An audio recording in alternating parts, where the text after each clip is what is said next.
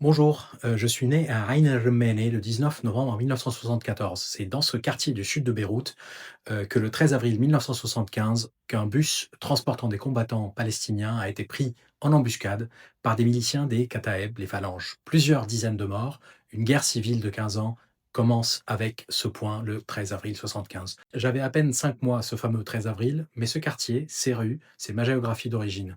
Alors, quand j'ai vu paraître ce livre, je savais que je devais le lire. Alors, il est épais, donc ça a mis du temps. Marwan Shaheen est né à Lyon en 1982 d'un père libanais et d'une mère française. Il a grandi en banlieue parisienne, a étudié la philosophie, puis est devenu journaliste. Il a travaillé à Libération, a été correspondant au Caire.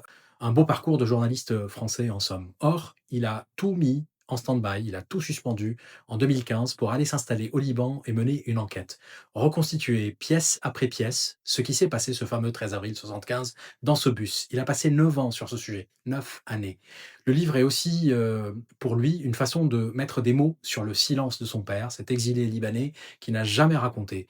Beaucoup de fils et filles de la diaspora se reconnaîtront dans cette situation. Sur le terrain, il a rencontré tout le monde, des victimes, des témoins oculaires, des témoins autoproclamés, des survivants que l'histoire officielle avait effacés. L'histoire dit qu'il n'y a eu qu'un seul survivant, le chauffeur. Chahine en a trouvé au moins 11.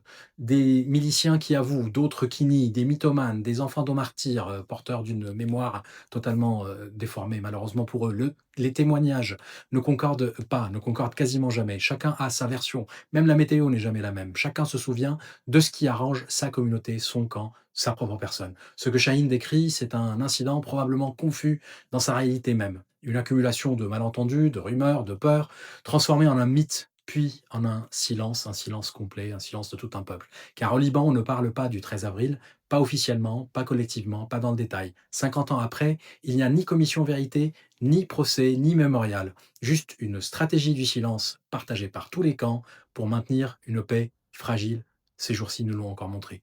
Ce que Chahine conclut, au fond, c'est que la question était-ce prémédité et peut-être la mauvaise question, ce qui compte, à ses yeux, désormais, c'est comment un événement ambigu devient une étincelle. Comment une société fracturée transforme un incident en une déclaration de guerre. Et comment 50 ans plus tard, elle refuse encore de regarder la chose en face.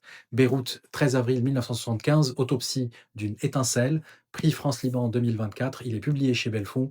Je vous le recommande et avant de conclure, quelques lignes qu'il adresse finalement à toutes celles et ceux à qui il a parlé, à tous ses témoins. Il leur dit: «À tout cela, j'aimerais que mon livre serve de miroir pour qu'ils puissent y voir qu'ils ne sont pas seuls dans leur douleur et que l'autre, celui qu'ils haïssent du plus profond de leur cœur, n'est in fine pas si différent d'eux». Je vous le recommande donc, pas seulement si vous vous intéressez au Liban, parce que ce livre pose une question universelle. Qu'est-ce qu'une société qui ne fait pas son travail de mémoire, qui ne transmet pas à ses enfants, sinon des silences qu'ils devront déchiffrer seuls?